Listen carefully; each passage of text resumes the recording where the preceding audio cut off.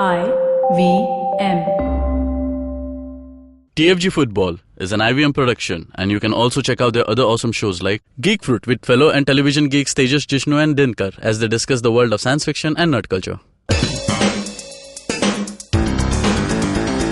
You're listening to TFG Football.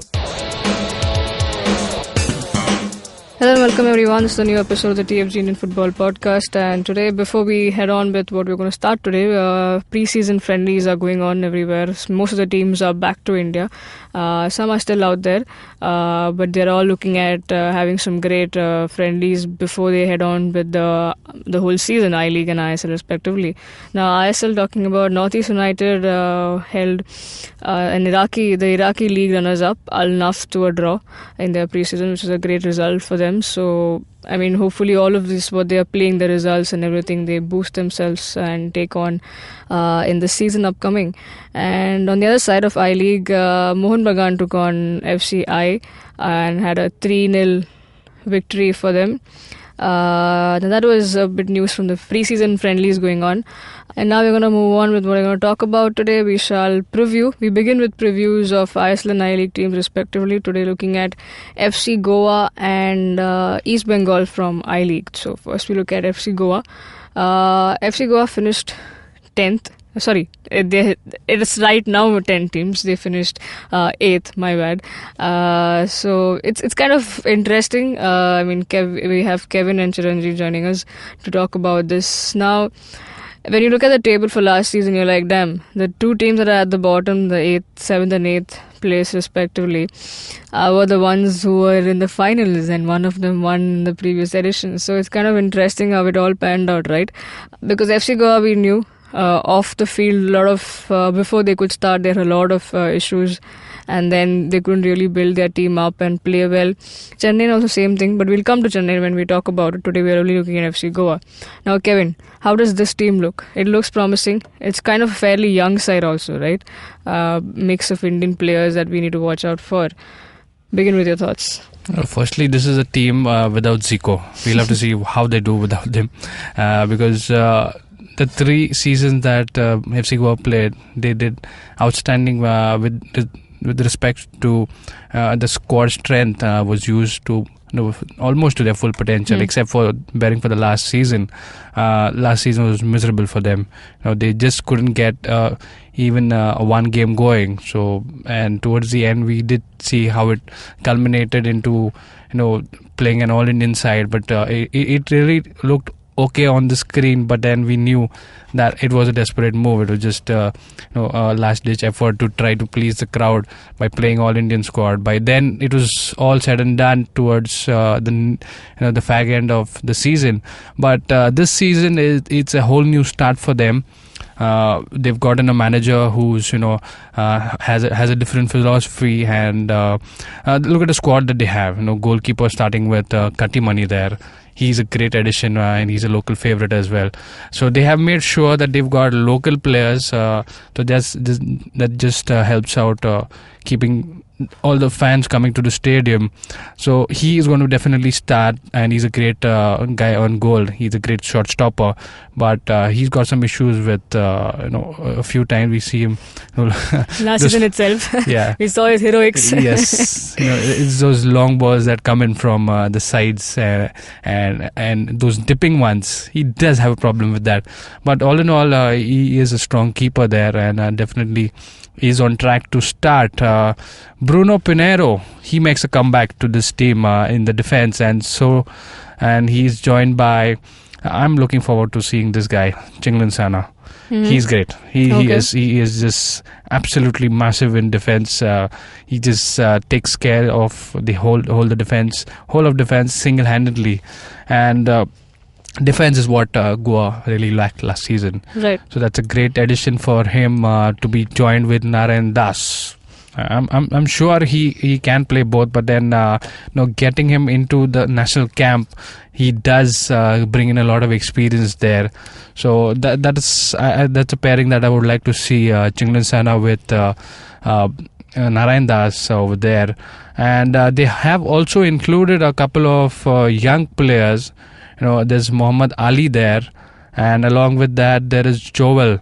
Now these guys, are not the biggest of names, but then again, they have been picked for a reason, and hopefully they do get starts. And they do have a foreign defender by names Chechi.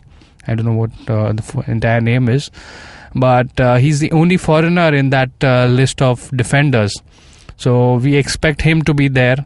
Now, obviously, he should be getting a start ahead of the other foreigners, and this is a different way of looking at your defense when you don't have too many foreigners playing in that department. So that means the reliability is on Indian defenders, and obviously most of the teams have gone for an Indian goalkeeper. So it's a great start for Goa there. Now, when you come to midfield is where it's going to be very interesting. Right? It looks two Indian names that I'm looking at. Favorite, that's done. That's sorted over there for you. When you talk Rao. about them, it's just, you don't want to take the third or fourth name. Yeah. But yet, Mandar Rao, Brandon Fernandes, you cannot miss him. And Pranay Haldar. But don't you think Brandon would play up front? No, he plays on the wings and central midfield. We've seen Derek play him, at different positions when he was in charge of Churchill Brothers. So he's a master tactician. We all know that Derek is also the assistant coach at FC Goa. So expect some changes or suggestions coming from his side to use fully the strengths of Brandon. He can. He's a dead ball specialist. He can just do magic with that ball, and his stature, doesn't really tell you the strength that he holds and that he possesses. But for me, this midfield is a classic midfield, a classic Indian midfield in the ISL. I'm really looking forward to this combination of Haldar, Brandon Fernandes, and obviously Mandar. Yeah, when you're looking at forwards, when you look at more, how do you say about Manveer Singh? Interesting name that comes out from there, because we've got familiar to him now, seeing him in the under-23, and then he was also called up in the national camp. So what do you have to say about him? This guy has got strength, he's got pace, and he's got long strides. There's a little combination when he's paired up with someone like a Spanish forward.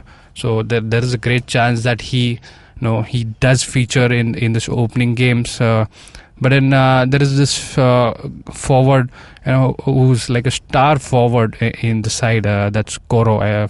Koro Minas. Yeah. So he's going to be the star striker for FC Goa, and they're expecting a lot from this guy to score to get them the goals. Before we get into Chiranjit, just your thought on the head coach, Sergio Lobero. I mean, he's come up with, it's a 2-year deal that they've signed, so a lot of things riding on him. He needs to deliver this time so that the other season gets on his shoulders as well.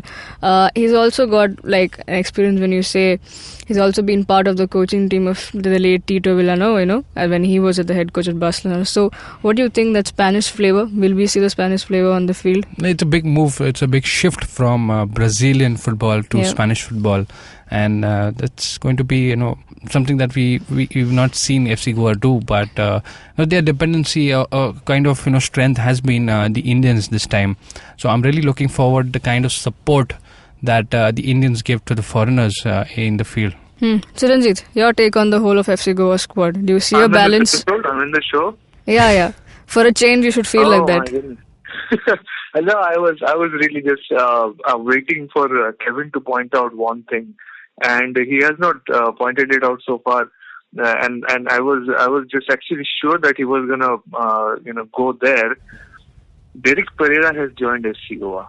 Of course I did mention. He mentioned in bold, if you say. And I did mention that the players that he has played with, as in, he's going to be a key role. Yeah. So Sheraton Fernandes is especially there. One of the things that is so interesting about this transformed FC Goa is that you can see how much autonomy the coaches have been given. Zico got a lot of free hand. He built that Brazilian spine that we kept talking about, and this time you have this new guy, former Barcelona coach Lobera.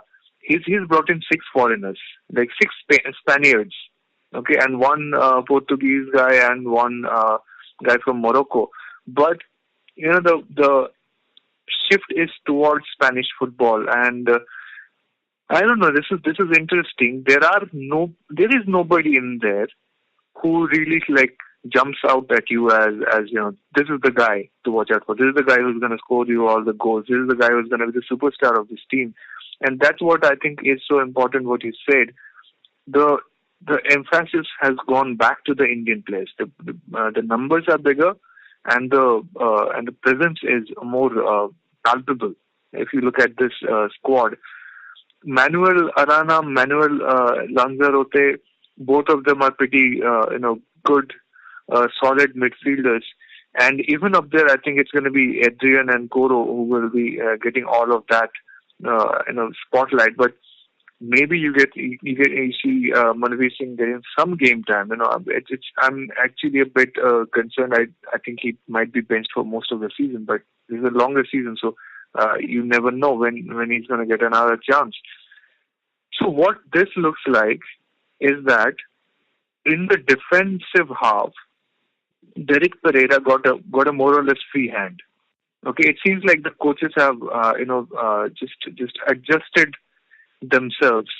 Just क्या बोलते हैं, division of labor.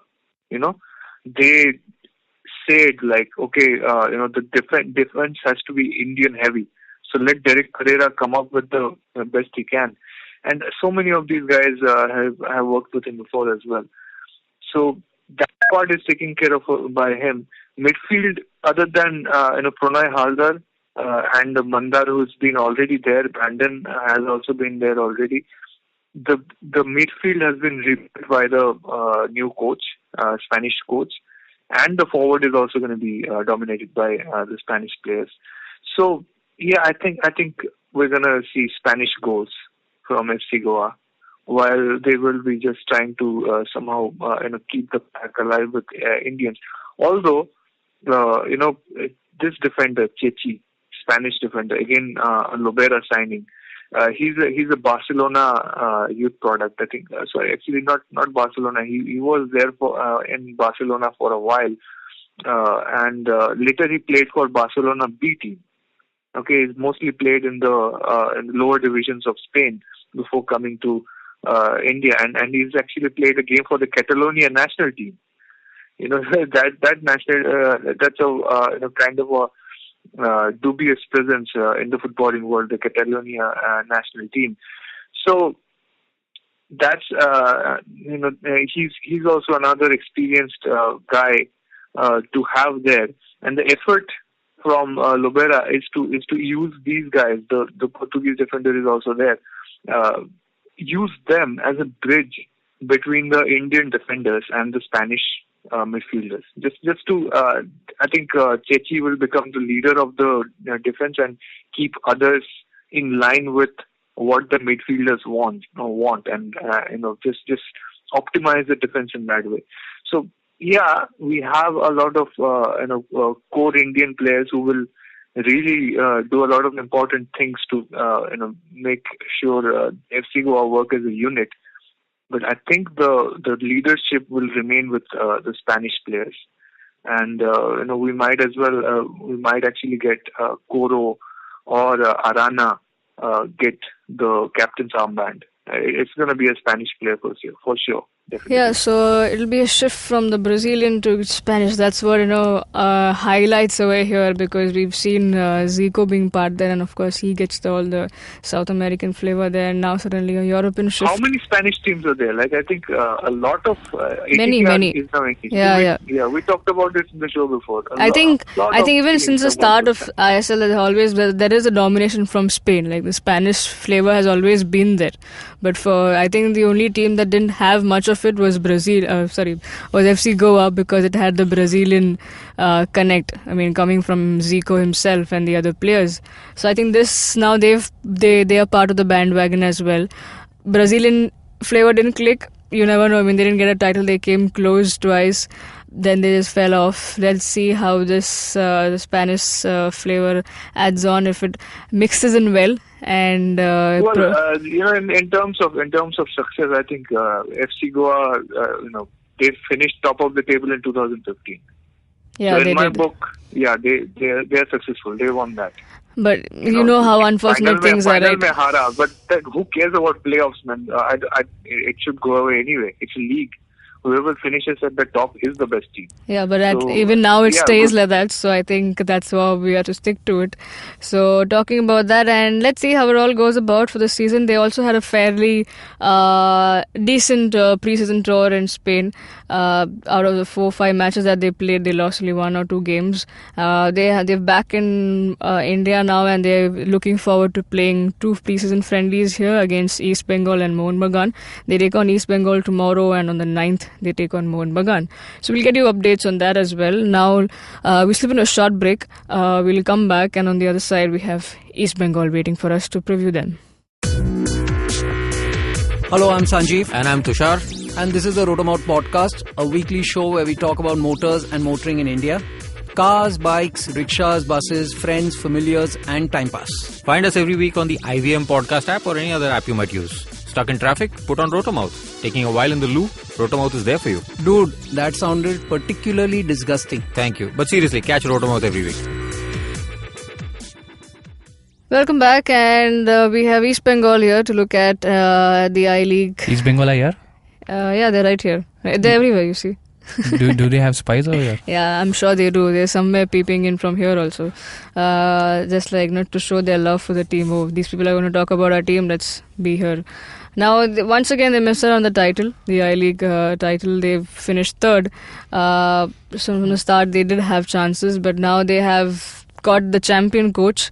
When I'm looking at the I-League, when I'm looking at the East Bengal squad, it's like confusing me. Is it this the East Bengal squad or is it the ISL FC squad? Because they've literally hounded most of them along with the coach, like I said. Now, Khalid Jamil, and they start off with a good note, winning the CFL. For it's like a record for them. But now when you look at things, it's getting serious. I-League once again, they don't have tough competition like Bengaluru or the other team, So they only have Mohun Bagan probably to fight off with, or Aizawl FC for that matter. Now, Chiranjit, we begin with you. Your favorite, it belongs to your favorite city or a state, I would rather say. A second favorite team. What do you have to say about here? Not really.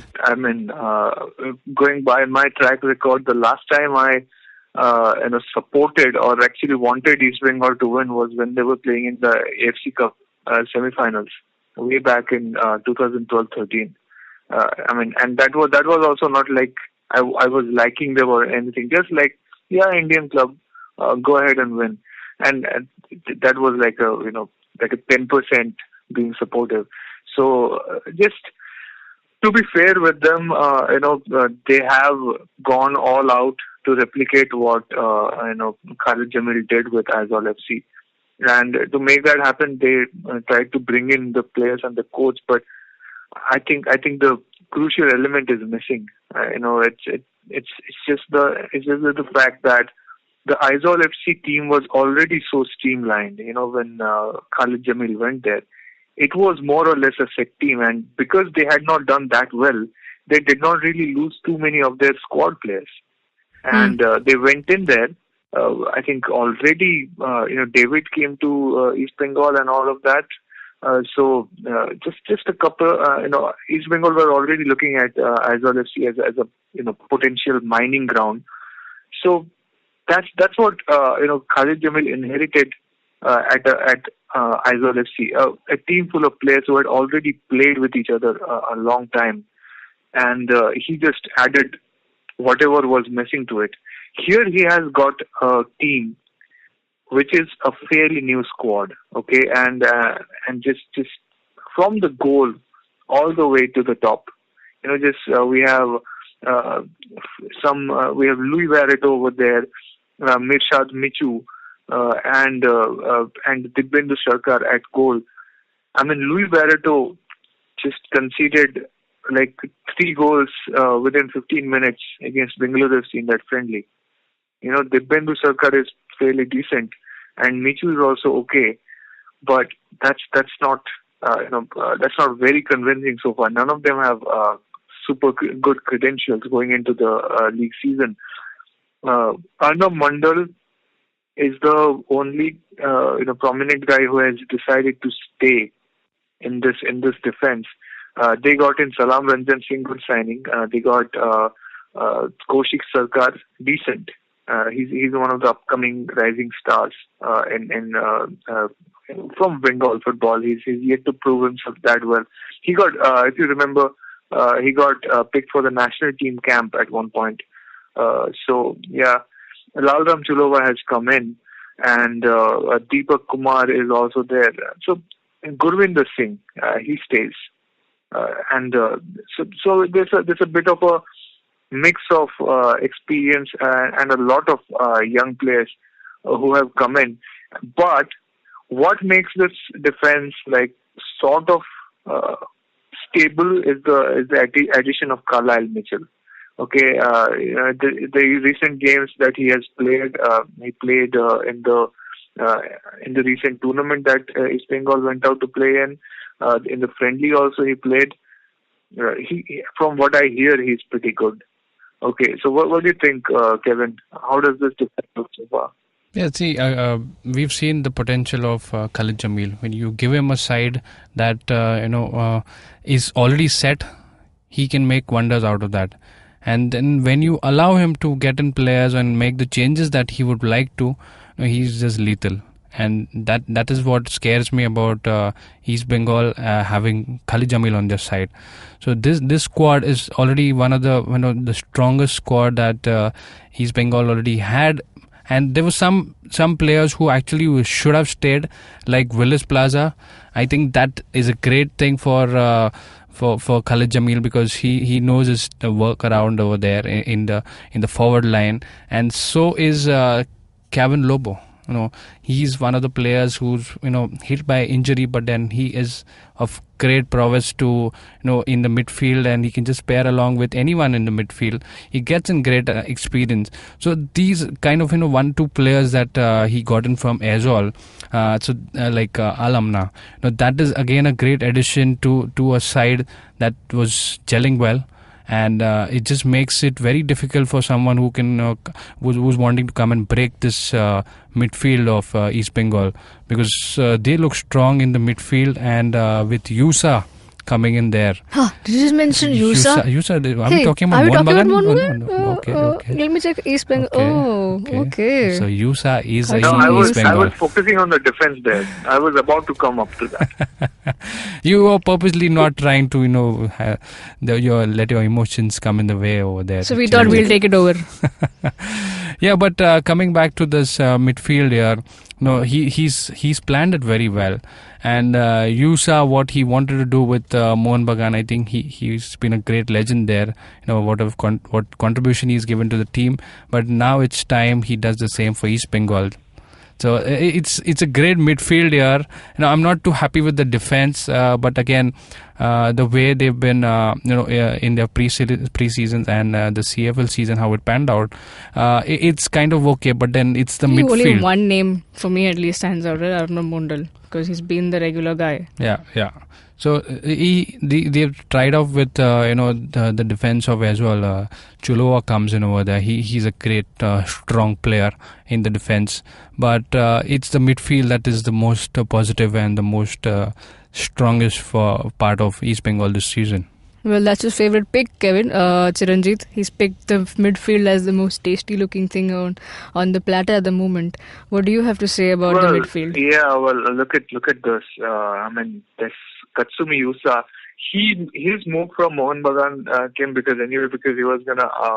From what I'm hearing, okay, this is an update to the story. I said that Mohan Bagan should have contacted Katsumi Yusa straight away and asked him to remain, because he was such a big influence on the show and on the squad. And I still believe they should have done that. It seems like Katsumi Yusa had indicated he wanted to play in one of the ISL teams, and it sort of did not work out over there. And he came into East Bengal, and his income has gone down in a bit. That's what happens when suddenly some rule changes happen, and a player like Katsumi Yusa, who's somewhere in the middle category, that grey area category, where he's a really good fit in the clubs that really need a utility player and who can work as a winger and a holding midfielder. But if you don't need that, if you already have two players who can who can perform consistently in those positions, then you might think like, okay, do we really need Katsumi-Yusa? So Mohan Bagan have had a change of playing style. They're no longer going for that holding game. They wanna move towards a squad which is more frequently able to pass the ball. So Katsumi-Yusa was not given a chance, and I think choosing East Bengal is a kind of a way for him to answer Mohan Bagan that, okay, you did not value me, but see what I can do at your rival club. And look who's there with him. Attacking midfield, two people out there, Mahmood and Katsumi. It's a scary midfield, and they have the likes of Godwin, Franco, they're Brandon Vanlal Rendika. Shit, I'm completely watching this up. I was up till like 4:30 a.m. last night, so yeah, I'm slurring a little bit. So and Laldan Mawia Ralte. So here you have 3 or 4 major players who are going to, they're going to be a big presence in the midfield. They've already played with each other in ISL FC and under this coach. So despite losing so many players, I think this may have been the reason why East Bengal raided ISL FC like that, because they knew they were going to lose so many of their players. So they needed to create a new squad which would have some synergy with each other. So the best option was to get in players from a particular club, so that they already have an understanding. They have played with each other. They already that synergy, that chemistry already exists. And what better club to raid than the champion club of India? So that may have been the reason why they did that. And yeah, it already looks pretty solid because of that. Forward line is also pretty good. Like Charles has come in. I have not seen him do much so far, but apparently he's scoring a goal or two. Surabuddin Malik, used as a very advanced player. Like he plays pretty up there, and he has also scored. I think the first time, I think it was a confusion between Surabuddin and Charles about who had scored against Bengaluru FC. Turns out it was Surabuddin. So yeah, it looks okay to me. Willis Plaza is still there in the forward line, but let me tell you something. I am not very convinced by him. He's very skillful. He can create moments. He can really fool defenders with individual skill, but he's not on 90 minutes. Okay, he's not a 90-minute player, and that's what hurts them so often. That's what hurt them last season. That's why they lost so many derbies. It was not like Willis Plaza was not getting service. He just was not ready all the time to make use of that. So what do you think, Kevin? No, I think yes, Willis Plaza. What you mentioned about him, he can be good, but at moments not a consistent performer.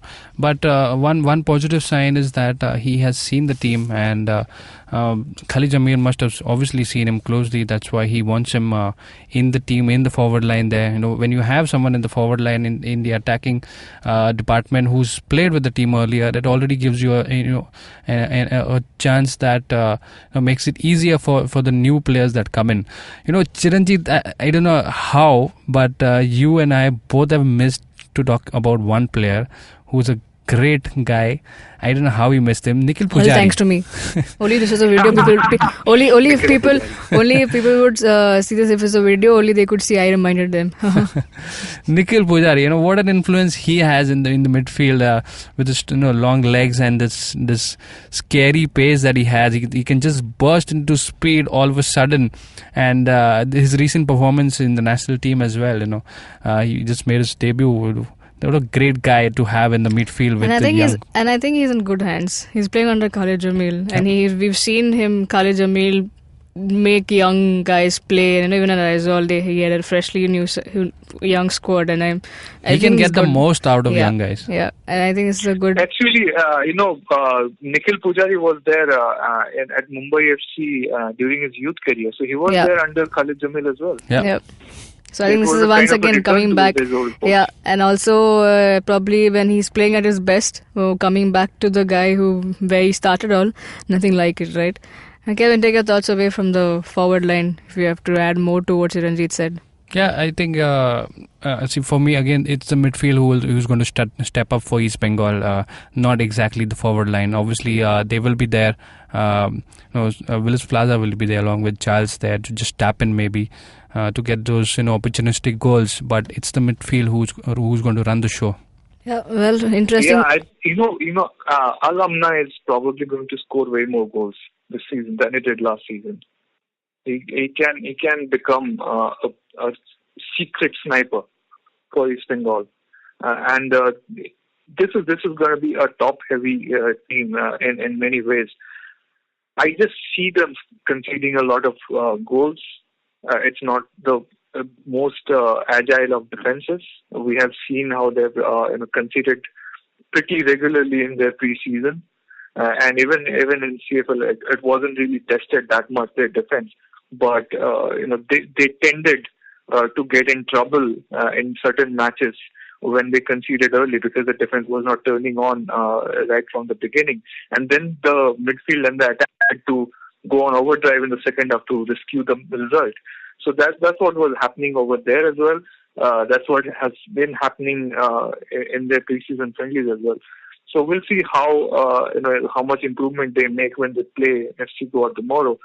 But it seems like it's going to be a high-risk, high-reward season for East Bengal. They will have to be attacking so that they get more goals than they concede. Yeah, well, let's see how the Khalid Jamil magic works on with East Bengal like it did. Will it give them result like it did with ISL, because that's how they've gone with the champion coach and champion players. So let's see how all this turns out. Let me make one last prediction.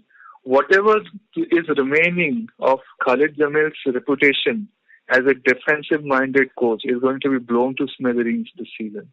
He's going to be known as a fire-breathing dragon kind of a attacking coach after he's done with these things. Well, on that note, we bring an end to the show, and that's all from us.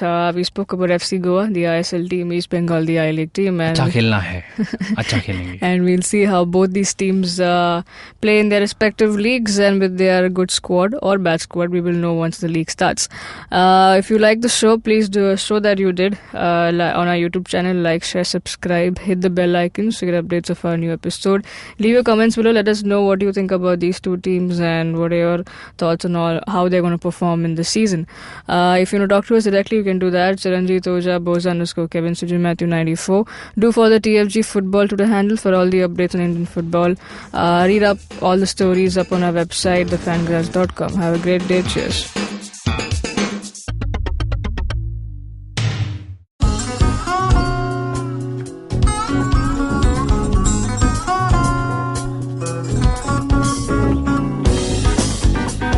That was Tantrik Steve from Hansraj College, Delhi, performing at IIT Bombay's Mood Indigo.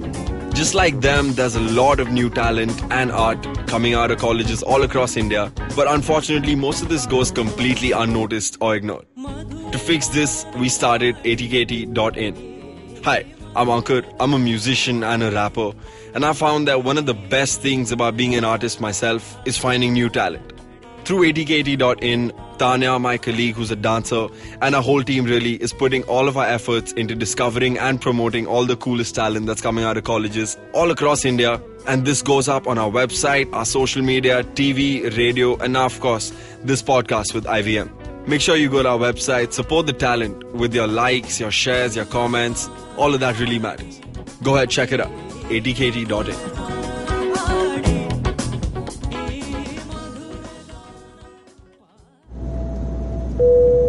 Good evening, ladies and gentlemen. This is your captain speaking. Sorry to say, but there's been a slight delay due to the apocalypse having suddenly begun. As you can see, there's death, destruction, and chaos taking place all around us. But don't you worry, food and drinks will be served shortly, and I would recommend checking out IVM Podcasts. To catch some of your favorite Indian podcasts. We'll keep you going till this whole thing blows over. Thank you.